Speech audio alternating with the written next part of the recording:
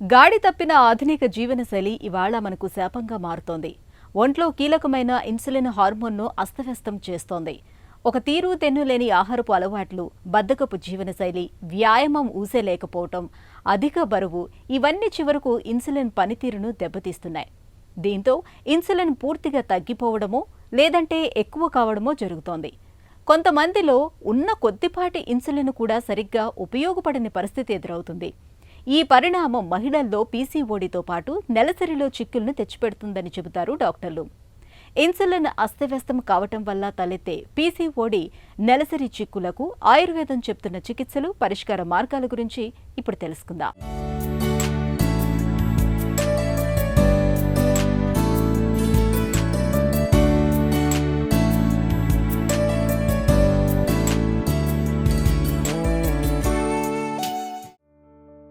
Insulin అనేది మన ఒంట్లో చాలా కీలకమైన హార్మోన్.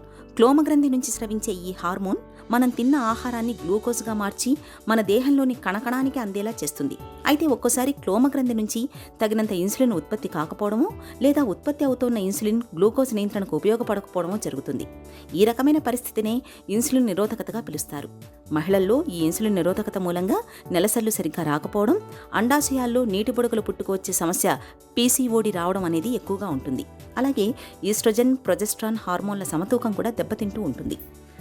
ఇలాంటప్పుడు ఆహార విహారాల్లో కొన్ని ప్రత్యేక జాగ్రత్తలు తీసుకోవాలి. ముఖ్యంగా పిండి పదార్థాల మోతాదును తగ్గించి మాంసకృతుల్ని అధికంగా తీసుకోవాలి. తాజా పండ్లు, ఆకుకూరలు, కాయగూరల్ని ఎక్కువగా తీసుకోవాలని చెబుతారు డాక్టర్లు. ఈరోజు చాలా మందిలో పీసీఓడి అనే సమస్యను చూస్తున్నాము. Polycystic ovarian disease are syndrome.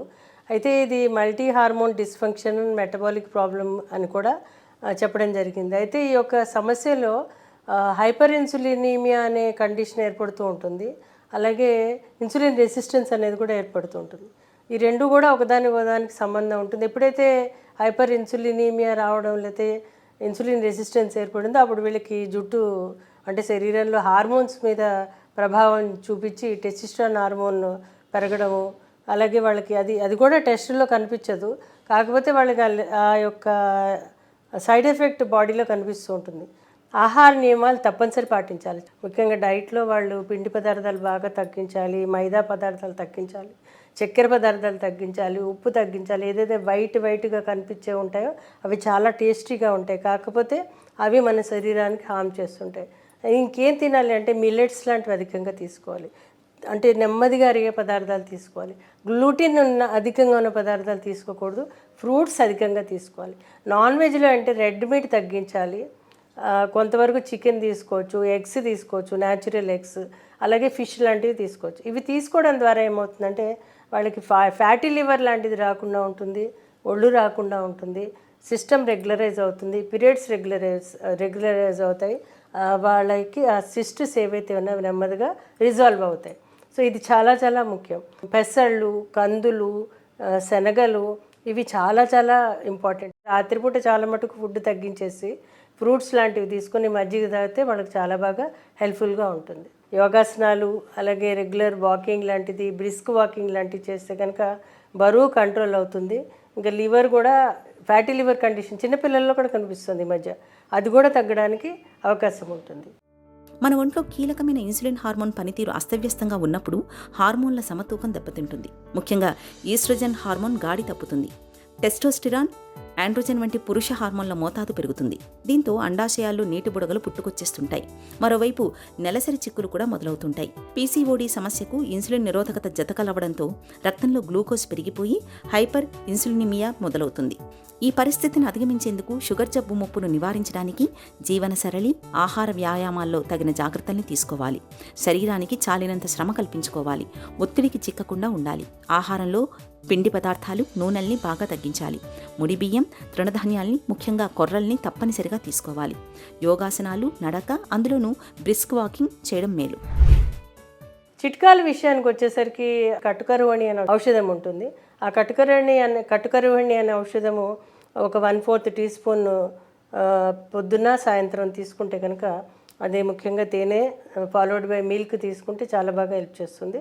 ఇది కాకుండా పిప్పళ్ళు అనేవి కూడా సహాయపడుతూ ఉంటాయి. పిప్పళ్ళకు కూడా లివర్ మీద పనిచేసే గుణం ఉంటుంది. లివర్ మెయిన్ ఆర్గన్ ఈ యొక్క పరిస్థితికి. కాబట్టి లివర్ బాగా యాక్టివ్గా ఉన్నప్పుడు ఫ్యాటీ లివర్ రాకుండా ఉంటుంది. అలాగే ప్యాంక్రియాస్ సక్రమంగా పనిచేయడానికి హెల్ప్ చేస్తుంటాయి. ఇది కాకుండా ఏంటంటే మనకి తిప్పతీగ మనకి మామూలుగా ప్రతి వాళ్ళకి ఇవాళ దొరుకుతుంది.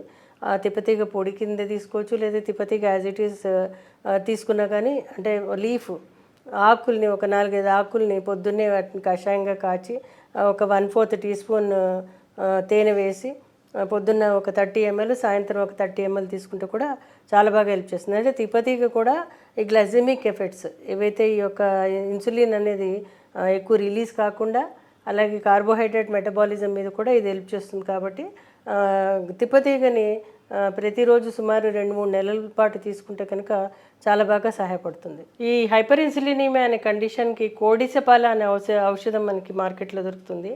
అలాగే తిప్పతీగ దొరుకుతుంది, కరక్కాయ దొరుకుతుంది. అయితే కరక్కాయ తక్కువ తీసుకోవాలి.